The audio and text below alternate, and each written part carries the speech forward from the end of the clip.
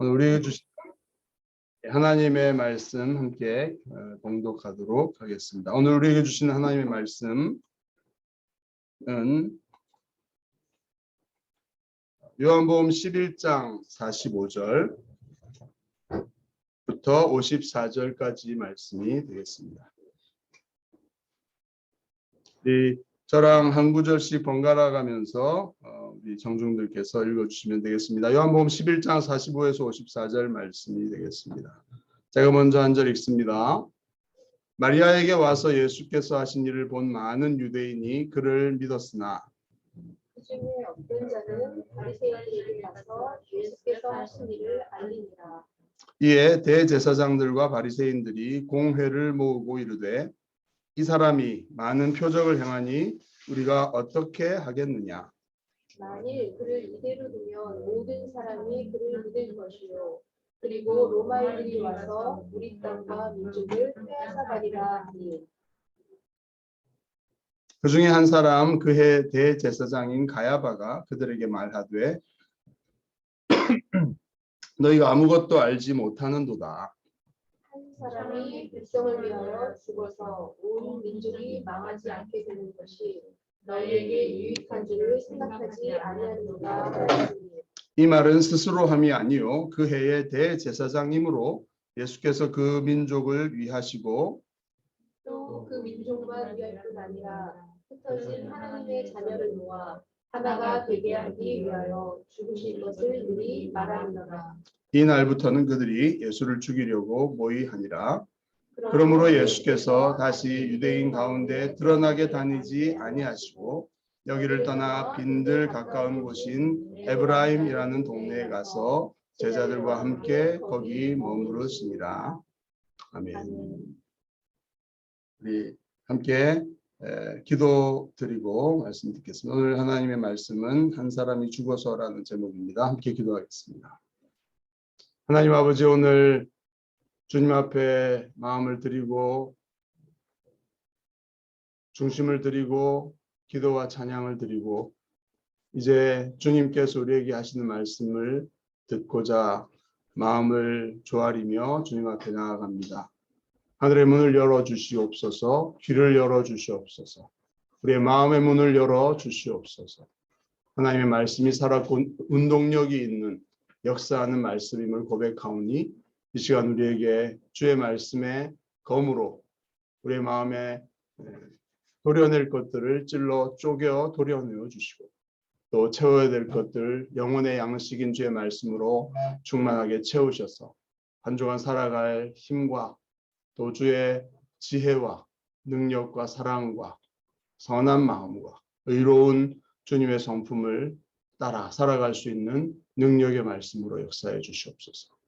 부족한 자가 감히 살아계신 하나님의 말씀을 다 대언할 수 없사오니 종을 사용해 주시고 성령께서 각자에게 필요한 메시지로 친히 말씀하여 주시옵소서. 이 시간을 주님께 온전히 부탁드립니다. 예수님 이름으로 기도드립니다. 아멘. 네, 오늘 본문에 보면 한 사람이 죽어서 one man die for the people 이렇게 하는 내용이 나옵니다. 한 사람이 죽는 것에 대한 주제인데요. 요즘 우리가 살아가는 삶이 또 지난 한 주간의 삶이 좀 어떠셨습니까? 마음대로 안 되는 일도 있고 또 마음에 들지 않는 상황도 있고 또 좋아하지 않는 사람들도 있고 이렇죠. 세상에는 우리가 생각하고 우리가 믿는 하나님께서 다스리는 그 나라에 합당한 대로 모든 게 풀려가는 것 같지 않고 왜냐하면 우리도 그렇지만 세상 사람들도 하나님을 믿지 않는 사람들은 더더욱 간에 자기 마음대로 살고 하나님 앞에서 알고 있는 양심을 통해 알고 있고 이래야 된다고 알고 있는 것들을 눈을 피해가면서 잘못되게 행동하는 그런 사람들이 있어서 참 힘들죠. 살아가는 것이. 하나님도 안타까우실 것 같습니다. 하나님의 뜻대로 순종하는 자들이 이 땅에 얼마나 있겠습니까? 하나님 믿는다고 하는 우리도 온전히 그렇게 하지 못할 때가 많아서 사람들에게 상처도 주고 사람들을 버겁게 만들기도 하는데 어떻겠냐 하는 것이죠. 우리의 눈을 좀 넓혀보면 우리 가정뿐 아니라 우리 직장과 여러 사람들과의 관계, 좀 더 넓히 보면 사회적인 관계, 또 정치적인 문제 이런 것들에 있어서도 참 우리가 원하는 대로 이게 옳다고 생각하는 대로 흘러가지 않는 경우들이 있는 것 같습니다. 이 구정을 맞이하면서 한국에서는 대선 대통령 선거를 앞두고 국론이 또 분열되어 있죠. 여러 가지 논란들이 많이 있습니다. 뭐 부정적인 것들 양쪽에서 공격하고 터뜨리기도 하고 그렇죠. 이러면서 깎아내리기도 하고 뭐 이러는 분위기인 것 같습니다. 그래서 좀 다르게 앞으로 5년 동안 한국을 누가 대통령이 되어서 이끌어갈 것인가 이런 정책과 그런 역량과 그런 정말 신뢰할 만한 사람인가 하는 이런 것들을 검증하기보다는 막 이렇게 이런 것들도 많이 있죠. 그래서 과연 우리나라가 어떤 대통령이 되어서 앞으로 5년을 어떻게 발전할 것인가 이렇게 하는 데서 약간 불안하기도 하고 우리가 컨트롤할 수 없는 이 세력이 어떻게 작용해서 어떻게 우리와 우리나라와 이 세계와 어떻게 끌어갈 것인가 어떤 일들이 발생할 것인가 우리의 컨트롤 밖에 있는 것처럼 느껴질 때 우리는 불안해지는 것이죠. 그런 마음들을 가지고 보면 또 세상이 한없이 불안합니다. 그래서 숨어야 되죠. 불안해해야 됩니다. 우리 주님께서 2000년 전에 사셨을 때 오늘 본문은 배경들은 뭐 요한복음 11장이라고 하는 배경은 요한복음에서 7가지 표적 복음서가 마태, 마가, 누가가 쓰여진 지 몇십 년 후에 예수님을 가장 잘 알았고 자칭 예수님이 사랑하시는 제자라고 생각하고 그렇게 표현하고 있는 요한, 사도 요한이 복음서를 쓰면서 특히 이 세 복음서 이미 기록되어서 이렇게 폐람되고 있는 이 복음서에서 좀 빠진 부분과 더 보충하고 더 예수님께서 생전에 하셨던 말씀들을 계획 가운데 집어넣는 복음서가 좀 필요하겠다 이렇게 해서 이제 쓴 책으로 여겨집니다. 요한복음, 요한이 쓴 복음인데 거기에 7가지 표적 예수님께서 하나님의 아들이시고 세상에 오시는 영생을 주시는 구원자라는 것을 확실하게 드러내주는 표적, 사인이 되는 사건들을 7가지를 선택해서 쭉 썼습니다. 이제 그 마지막 막바지 부분에 와 있거든요. 11장까지가 표적 7가지를 쭉 얘기하는 마지막 표적이 뭐냐 하면 예수님께서 돌아가시던 6월절 한두 달 전에 예루살렘 가까운 베단이라고 하는 예수님이 자주 방문하시고 친교하시면서 사랑하셨던 3남매가 살고 있던 나사로, 마르다, 마리아가 살고 있던 그 집안에 나사로가 죽는 병에 걸려서 갑자기 죽게 되는 이 엄청난 사건. 거기에 예수님께서 그 무덤에 가셔서 나사로야 나와라 이렇게 명령하시니까 나사로가 둘둘 천을 말고 있는 상태로 자유롭지 않은 상태로 이렇게 어그적 나오게 되고 예수님께서 풀어놓아 다니게라 이렇게 죽었던 사람을 살리는 그 놀라운 표적을 행하신 그것이 바로 이 오늘 본문의 바로 앞구절까지 있었다. 그래서 예수님께서 그 이전에 제자들에게 특히 마리아와 마르다와 마리아에게 나는 부활이요 생명이다. 사람이 죽게 되어 있지만 죄로 인해서 하나님 앞에서 육체는 썩어져 가고 생명이 죽을 수밖에 없는 죽음을 대면해야 하지만 그러나 그 죽음에서 다시 살아나는 부활 그리고 영원한 하늘의 생명 영원한 생명을 다시 회복하는 원래 그것을 위해 사람을 하나님이 창조하셨지만 그것에서 멀어지고 끊어져 버렸을 때 부활과 생명으로 예수님 자신이 오셨다는 거죠. 나는 부활이요 생명이다.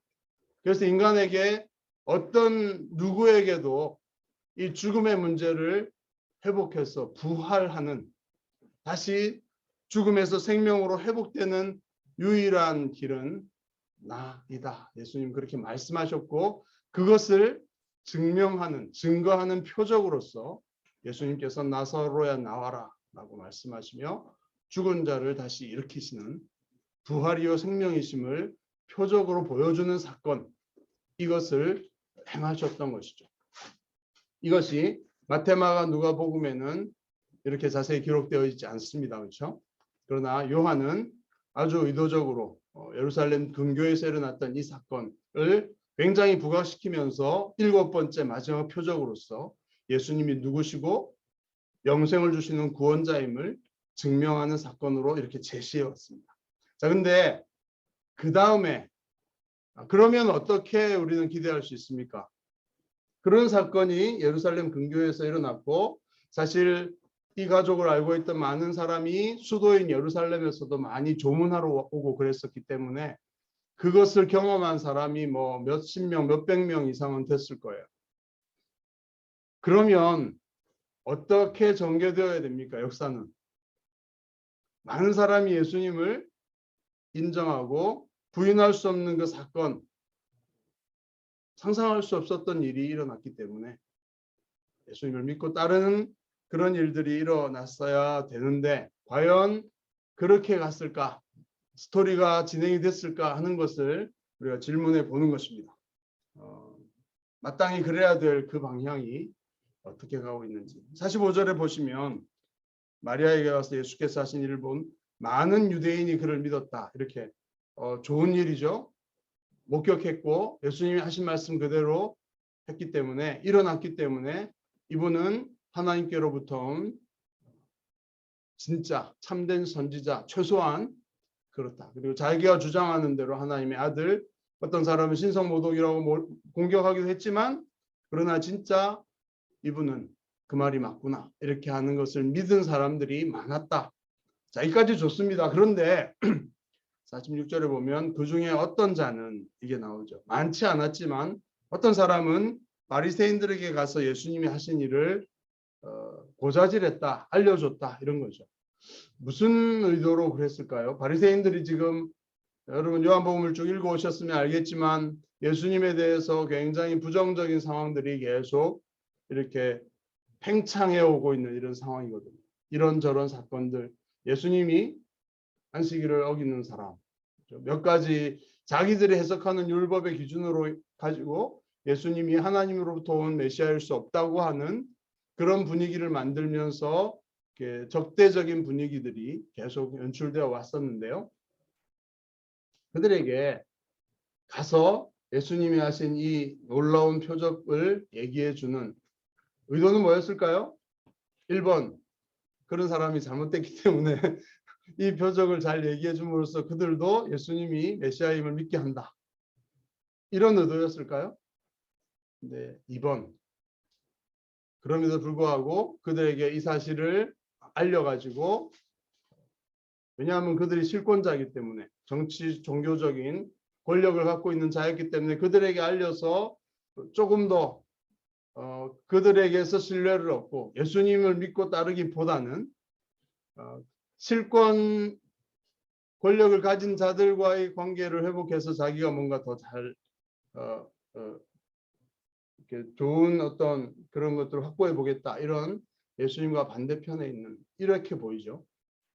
두 번째였다는 것을 알 수가 있는 것은 이에 47절을 보면 대제사장들과 바리새인들이 공회를 모으고, 이 공회라고 하는 것은 산헤드린이라고 부르는 국회와 같은 것이었습니다. 그 당시에 유대인들 자치하며 최고 의결을 하는 그런 기관, 국회와 같은 기관이 공회인데요. 그냥 그 사람들이 모였다 이런 게 아닙니다. 공적인 기관이 있었고 70여 명으로 되어 있는 이 공회가 모여져서 굉장히 중요한 종교적이고 정치적인 상황, 물론 로마의 지배 식민지 하에 있었지만 자치를 인정하면서 사람을 죽이고 하는 일들 외에는 많은 자치권을 두면서 통치를 하고 있었거든요.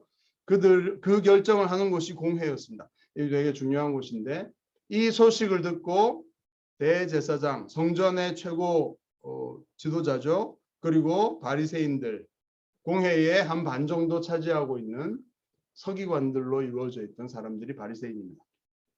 공회를 모으고서 모았죠. 그리고 이 사람이 많은 표적을 행하니 어떻게 하겠는데 대책 회의를 하게 되는 거죠. 이대로 두면 모든 사람이 그를 믿을 것이다. 그리고 로마인들이 와서 우리 땅과 민족을 빼앗아가리라 이렇게 말하게 됩니다. 이제 이 바리새인 대제사장과 바리새인과 공회가 기득권자가 갖고 있는 생각들과 대책 회의를 좀 살펴보면 예수님에 대해서 객관적으로 드러난 이 사실을 거부하는 것뿐 아니라 그것에 대해서 대책을 강구해서 억압하고 없애버리려고 하는 쪽으로 대담하게 나아가고 있는 것을 보게 됩니다. 우리 48절이 좀 문제가 되는 구절 중에 하나입니다. 여기 보면 만일 그를 이대로 두면 모든 사람이 그를 믿을 것이다. 그리고 로마인들이 와서 우리 땅과 민족을 빼앗아 갈 것이다. 이렇게 되어 있는데 우리 영어로 한번 볼까? The Romans will come and destroy both our holy place and our nation. 이렇게 되어 있죠. 이 번역이 원문 헬라어 번역하고 조금 뉘앙스가 다르게 되어 있습니다. 어떻게 되어 있냐면 원래 정확한 번역은 로마 사람들이 와서 우리로부터 땅과 민족을 빼앗아 가리라. 이게 정확한 원문의 해석입니다. 그래서 이제 그것의 문제를 제기하고 뭐 학자들이 이렇게 하고 있는 게 있는데 이제 원문을 찾아보면 우리로부터입니다. 우리 땅과 민족 이렇게 되어 있지 않고 우리로부터라고 하는 한 헬라어 단어가 앞에 나오고 그 다음에 땅과 민족을 우리로부터 땅과 민족을 그러니까 느낌이 좀 달라지죠. 뉘앙스가 완전히 달라진다고 볼 수 있습니다. 이 사람들이 국회에 모인 이 정치 종교 지도자들이 가장 중요하게 생각하고 지키려고 하는 게 무엇인가? 우리의 땅과 우리의 민족을 로마인들로부터 우리가 지켜야 된다. 라면은 좀 괜찮은 건데 그게 아니라 로마인들이 와서 우리로부터 땅과 민족을 빼앗아 갈 것이다. 이거가 제일 큰 우려라는 거죠. 모든 사람이 그를 믿으면 이들의 논리는 뭡니까? 모든 사람들이 예수님을 메시아로 믿고 따르다 보면 어떻게 되죠? 예수님이 그 당시에 막 일어났던 독립운동 이런 것처럼 메시아 운동을 일으켜서 정치적인 세력을 형성하게 될 것이고 그러면 로마 식민지 군대와 막 독립 전쟁을 일으키는 혁명을 일으키는 세력이 될 것이고 그러다 보면 로마인들이 와서 주둔해 있는 군대뿐 아니라 시리아 쪽에서 군단이 막 내려오고 해서 전쟁을 일으켜서 혁명하는 사람들을 다 잡아 죽일 것이다. 이렇게 해서 우리나라가 망한다. 우리나라도 뺏기고 이제는 자치도 뭐고 다 없어지고 이런 걸 민족과 사람들을 염려한다기보다는 이게 그렇게 보이죠. 이 구절을 번역하면. 근데 실제로 정확한 것은 로마인들이 우리로부터 이 우리는 누구예요? 공회원들이고 기득권을 갖고 있는 권력자들이죠. 종교 지도자 이 우리로부터 우리가 지배하고 있고 우리가 다스리고 있는 땅과 이 장소 성전과 이 민족을 우리로부터 뺏어갈 것이다. 우리의 기득권이 흔들리게 될 것이다. 이것이 이 사람들이 우려하는 것이었다는 것을 알 수 있죠. 뭐 이러나 저러나 비슷하다고 볼 수도 있지만 약간의 그 뉘앙스들은 그리고 국회의원들이 모여서 비밀스럽게 이렇게 회의하는 이 장소에서 이 대책 회의. 그래서 많은 사람이 예수님을 믿고 근데 실상은 그렇지 않았죠. 예수님이 총독 앞에 빌라도 총독 앞에 가서도 나의 나라는 이 땅에 속한 게 아니다 이렇게 했죠. 그래서 정치적인 운동이 아니었음을 그리고 이 민족 이스라엘이라는 물리적인 리터럴리 이 인종으로서의 이스라엘을 로마의 제국으로부터 해방시키는 그런 메시아가 아니라 땅끝까지 모든 민족에게 하나님의 구원을 그래서 진정한 출애굽 제2의 출애굽 속박과 억압으로부터 아까 포함하는 뭐죠? 죄와 죽음 속박과 그 다스림, 그 지배로부터 인간을 자유케 해줘서 부활이요 생명이니 영원한 생명 그리고 하나님 안에서 참된 자유를 누리며 살아갈 수 있도록 이런 메시아로 오셨다는 것을 예수님이 분명히 밝히셨고 그렇게 하셨고, 예수님이 무슨 그런 혁명적인 운동을 했다 그러면 이렇게 하지 않으셨겠죠. 이런 흐름으로 가지 않았을 것입니다. 분명히 그걸 알면서도 불구하고 이렇게 정치범으로 몰아가면서 예수님을 없이 하려고 하는 이런 모습, 이게 이들의 근본적인 동기였다는 것을 오늘 말씀은 분명히 보여줍니다. 그러니까 믿지 않는 자들이 있죠. 그들이 왜 믿지 않느냐, 그들의 속에 뭐가 있느냐, 오늘날도 그런 걸 생각해 볼 수 있어야 되겠습니다. 이 혼란하게 만들고 말이 통하지 않고 하는 사람들이 있거든요. 어떤 기득권자들이 또 그럴 수도 있고요. 권력과 돈을 많이 얻어보진 않았지만 그렇게 되면 그렇게 된다고 합니다. 그래서 말도 안 통하고 논리적으로도 설득되지 않고 그냥 가는, 그렇죠? 이런 경우들, 이 사내들인이 바로 그랬던 사람들이죠. 이것이 근본적인 동기였다는 것은 본문은 밝혀주죠. 그런데 그 중에 한 사람, 그의 대제사장이었던 가야바가 그들에게 말을 합니다. 가장 중요한 위치, 대제사장이 원래는 한 명 있어야 됩니다. 율법에 따르면 그 사람이 죽으면 그 다음 대제사장을 이렇게 세우고 하는데, 이 당시에는 제사장들이 있었어요. 장인어른이 대제사장 안나스였고 그 사위였던 가야바가 올해는 대제사장하고, 이런 식으로 대제사장이 막 복수로 있다는 것은 약간의 문제가 있는 거죠. 사실 돈과 관련된 부분도 있고, 또 로마 정권에서 매년 임명하겠다 이렇게 이제 컨트롤하기 위해서 했을 수도 있고요. 어쨌든 제사장들이, 대제사장들이 있었고 그 중에 그해 대제사장이었던 가야바가 말을 하죠. 한 사람이 백성을 위해 죽어서 온 민족이 망하지 않게 되는 것이 너에게 유익하다. 그것을 생각지 않느냐. 이렇게 구체적인 제안을 입 밖에 내죠. 한 사람이 죽어서, 백성을 위해서 죽어서 온 민족이 망하지 않게 되는 것이 유익한 길이다. 이렇게 말합니다.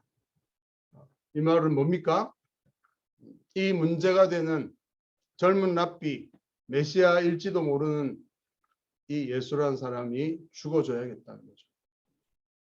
백성을 위해서 죽어줘야 되고, 그래서 온 민족이 자기들이 만들어 놓은 논리, 그렇죠? 로마 군인들이 와서 나라를 초토화시키는, 결국은 기득권자인 우리로부터 우리의 지배권을 뺏어가는 이런 불행한 일을 결국은 오지 않게 하기 위해서, 이것이 주 동기였지만 말은 그런 것이죠. 차선이, 최선은 아니지만 차선이 좋은 것이다, 이런 얘기죠.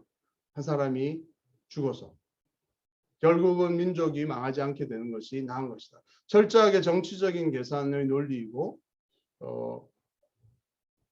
공리주의라고 합니까? 최소한의 손해와 피해를 가지고서 최선의 어떤 것을 찾아내는 이런 방식으로, 이것이 율법이 말하는 것이고 하나님을 아는 율법 지도자들이 하는 논리의 근거일까, 이렇게 우리가 생각해 볼 수 있지만 예수님의 말씀하고는 많이 다르죠. 한 마리의 이른 양을 위해서 99마리를 놓고 갈 수 있는, 이런 것이 하나님의 마음이라고 할진데, 그러나 이것은 철저히 정치적인 논리고 그들 가운데는 통하는 논리였고, 그러나 그들의 내면의 동기는 뭐였습니까? 자신들의 기득권을 지키겠다 하는 것이 큰 문제였던 것이죠. 어쨌든 이들이 요한복음 1장부터 쭉 보면서 왜 예수님이 정말 진정성 있게 진실하게 사람들을 대하셨고, 그렇게 의심하고 반대하는 그 사람들, 1장부터 나오죠. 그들에게도 세례 요한도 그들을 대하고 나는 메시아가 아니다 이렇게 하면서 내 뒤에 오시는 저분이다, 세상 죄를 지고 온 어린 양이다, 이렇게 분명하게 밝혀주고 얘기했음에도 불구하고 예수를 믿지 않았냐. 그들의 내면 속에 뭐가 있었길래 증거가 없었냐. 증거를 보여달라 믿겠다. 이게 진짜 증거가 없어서 안 믿는 거냐. 이런 것들을 오늘날도 의심하고 우리가 의혹을 가지고 사람들을 볼 수 있는데 뭐 비난하자는 것은 아닙니다만은 그러면 그들 속에 뭐가 있어서 그러냐 할 때 이 사람들 예수님 당시에 대표적으로 그 많은 표적과 그냥 가서 상담만 해봐도 예수님이 누구신지를 알 수 있는 그렇게 만날 수 있는 지위에 있는 사람들 중에 적지 않은 사람들 특히 기득권자들이 이렇게 예수님을 믿지 않고 핍박했던 이유가 무엇인가 하는 것들이 오늘 본문에서는 드러나고 있는 것이죠. 그리고 그들의 기득권과 세력을 이용해서 이렇게 논의를 하고 있는 것입니다. 자, 그런데 오늘의 설교의 메시지의 핵심은 그 다음에 나와 있습니다. 51절과 52절 부분입니다. 우리의 희망은 무엇일까 하는 것이죠. 이런 세력을 가진 사람들이 이렇게 악하게 그러나 자기들의 마음속에 있는 욕심과 욕망은 그렇지만 그걸 숨기면서 적절한 논리와 어떤 정치적인 걸 가지고서 이렇게 의사를 만들어 나가고 어떤 세력을 형성하고 결정을 하고 진행해 나가는 이런 상황에서 우리는 어떻게 그것을 보고 어디에서 희망과 소망을 발견할 것인가 하는 것인데요. 자, 51절을 보십시다. 이 말은 스스로함이 아니요. 같이 한번 읽어볼까요? 시작. 이 말은 스스로함이 아니요. 그 해의 대제사장이므로 예수께서 그 민족을 위하시고 또 그 민족만 위할 뿐 아니라 흩어진 하나님의 자녀를 모아 하나가 되게 하기 위하여 죽으실 것을 미리 말합니다. 여기 미리 말합니다 되어 있는 것이 영어로 보시면 he prophecy that Jesus was about to die for the nation. 이렇게 되어 있죠. 앞에서 이 대제사장 가야바가 한 말은 한 사람이 백성을 위해서 one man die for the people 이렇게 되어 있는데 여기 보면 about to die for the nation 같은 표현이 나오죠. 예수님께서 민족을 위해 죽으실 것이다 이렇게 나와 있습니다. 근데 이것이 프로페시였다는 거죠. 예언이었다는 거죠. 학자들은 이렇게 표현합니다. unconscious prophecy. 자기도 알지 못하는 무의식 중에 나온 예언. 구약에도 그런 예언하는데 막 이렇게 엑스터시 같은 상황에서 막 말하고 이런 상황들이 있을 때 자기가 인식하지 못할 때가 있죠. 하나님이 말씀이 막 임했을 때 뭐 악한 영에 의한 예언도 있을 수 있습니다. 오늘날도. 그런 것도 내가 무슨 말을 하는지 모른다 이렇게 하는데 이 사람은 자기의 논리로 철저한 정치적인 논리를 가지고 한 사람이 온 민족을 위해 죽어야 더 낫다 이렇게 말했지만 사도 요한은 이 말이 스스로 한 말이 아니다 이렇게 공회에서 공적으로 그 해 대제사장이기 때문에 예수께서 그 민족을 위해서 그 민족뿐 아니라 또 나아가죠. 흩어진 하나님의 자녀 모든 민족으로부터 흩어진 하나님의 자녀와 하나님의 백성을 모아서 하나가 되게 하기 위해서 예수님이 죽으실 것을 예언한 것이다 라고 사도 요한은 해석하고 기록하고 있는 것이죠. 이게 무슨 말일까요? 요한복음에서 우리가 여러 차례 예수님이 하신 말씀이 첫 번째 의미가 있었는데 두 번째 의미 사람들은 그 말을 오해해서 또 의심하고 질문하고 그러나 더 깊은 의미가 있는 이런 것들을 예수님과 청중들의 대화 속에서 우리가 좀 여러 번 살펴봤는데 여기서도 그런 모습이 나오죠. 겉으로 보여지는 의미는 정치적인 걸로 예수님을 죽여야겠다라는 것이지만 그보다 더 깊은 어떤 의미 하나님 앞에서의 의미 섭리라고 부르는 그리고 자기도 모르게 대제사장의 지위에서 어떤 공적인 말을 내뱉었는데 한 사람이 민족을 위해 죽어야 되겠다. 근데 이것은 하나님께서 계획하신 하나님의 메시아가 그 민족뿐 아니라 이스라엘로 대표되는 온 하나님의 자녀들, 하나님의 백성, 온 민족으로부터 구원받게 될, 구원해야 될 온 하나님의 백성들을 불러 구원하기 위해서 메시아가 죽어야 될 것에 대한 예언이었다. 이렇게 적어도 사도 요한은 해석하고 기록하고 있는 것이죠. 하나님께서 하시는 일은 이런 일들이 있습니다. 섭리라고 하는 부분, providence라고, divine providence. 하나님께서 보이지 않는 손으로 인간의 역사 속에서 개입하시고 간섭하시고 일하시는 원리, 이런 것을 섭리라고 하거든요. 간섭하시는 원리, 이런 거죠. 보이지 않는 손, 뭐 경제학에도 있지만, 그러나 하나님께서 세상을 다스리신다고 할 때 대놓고 막 이렇게 하지 않으시고 보이지 않게. 그러나 이렇게 당구 같은 거 치면 뭐 3 쿠션 이런 게 있어요. 이 쿠션 맞고 이렇게 와서 공이 있는 걸 치고 가서 한 번 더 다른 공을 쳐야 뭐 점수가 된다, 이런 게 있습니다. 그래서 이게 이렇게 하수들은 왜 사람이 이렇게 치지 하면 안 될 것 같은데 하는데 이렇게 샥 돌아서 오면 딱 그 자리로 오는 거죠, 고수들은. 그래서 세상에 일어나는 많은 일들에 대해서 우리가 왜 이런 일이 나에게 일어나지? 왜 이런 방향으로 가지? 왜 예수님이 이렇게 잡아 정말 부활이요 생명이라는 걸 증명하는 큰 기적을 행하셨고 많은 사람이 믿었음에도 불구하고 소수의 사람의 어떤 고자질과 배신과 그 다음에 기득 권력에 의해서 이런 결정이 내려지는, 그래서 사도들도 그랬을 거예요. 예수님이 이제 이 정도 되면 이제 한두 달 남은 6월절 올라가면 대박이다, 메시아로 완전히 등극하는 것이다, 이렇게 생각할 가능성이 높았죠. 가까운 데 살던, 그리고 예루살렘 안에 살던 많은 사람들도 믿게 됐으니까.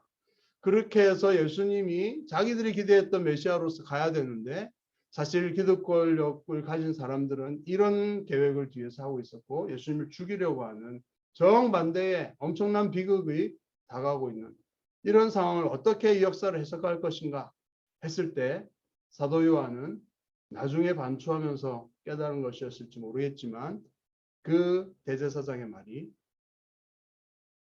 무의식적으로 한 예언적인 것이었고 하나님의 섭리를 드러내는 그런 예언적인 메시지였다는 것이죠. 예수님이 죽는 것.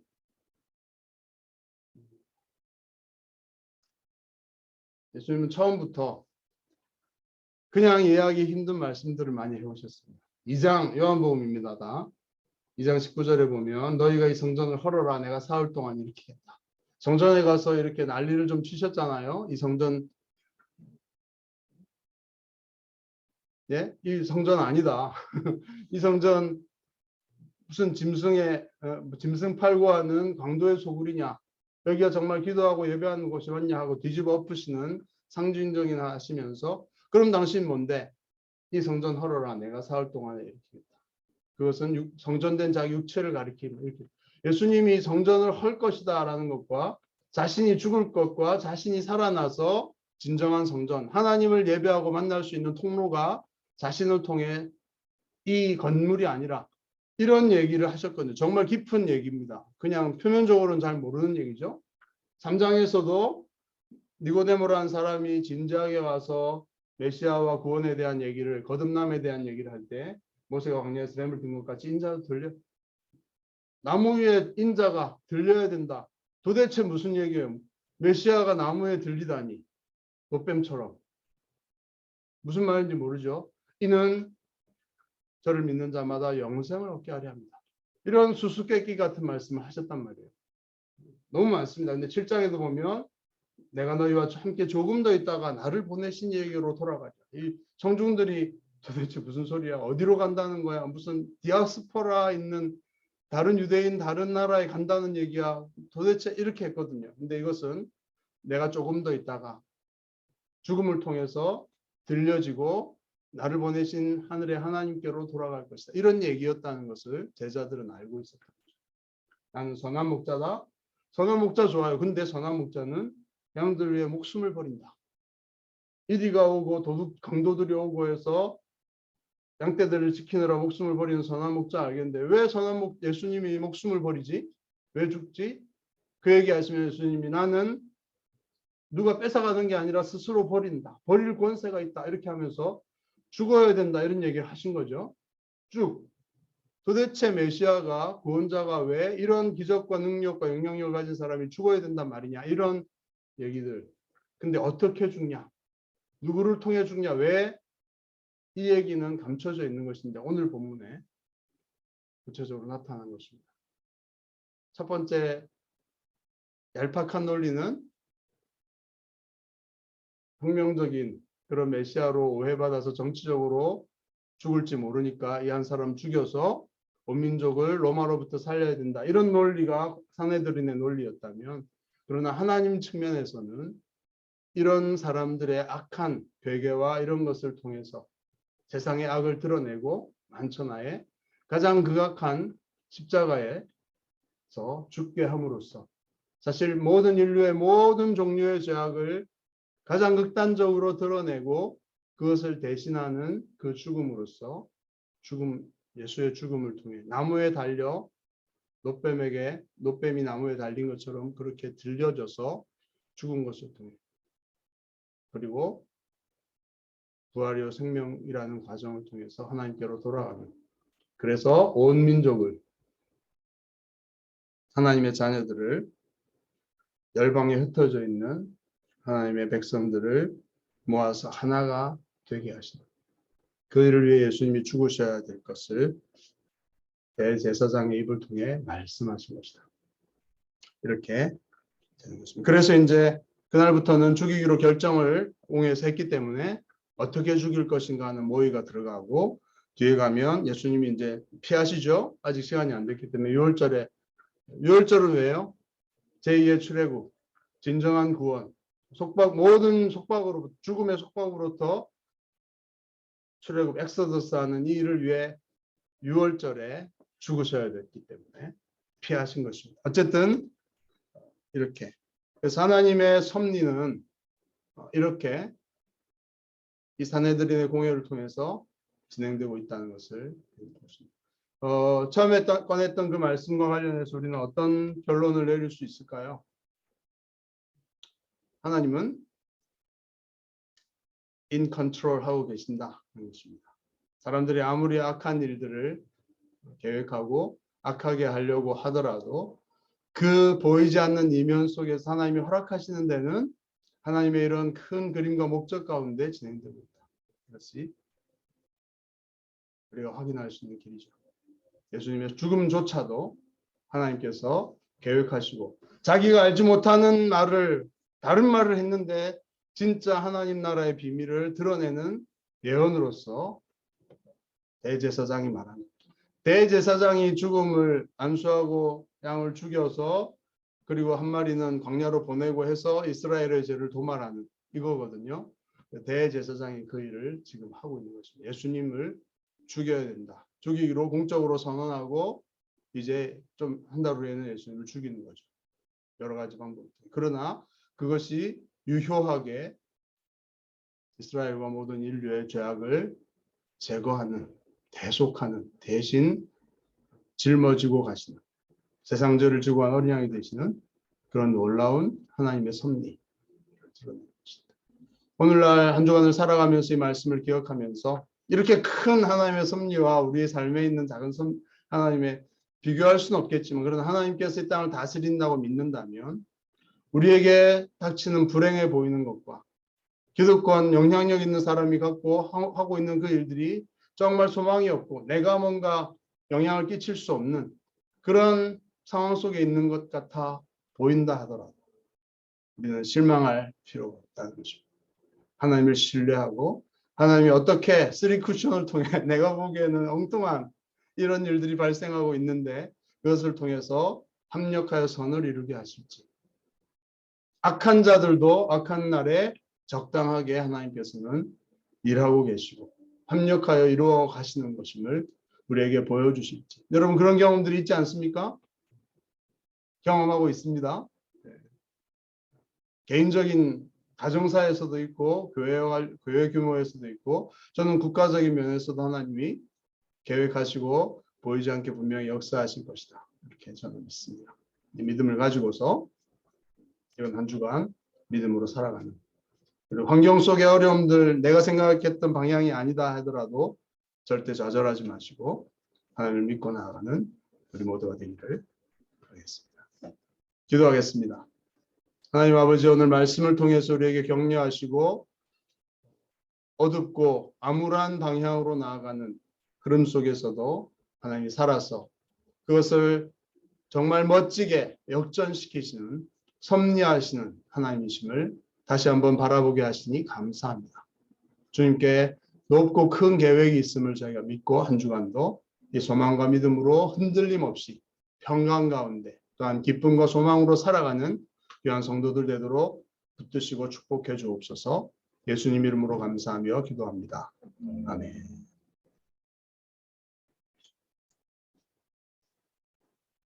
네. 감사하고요.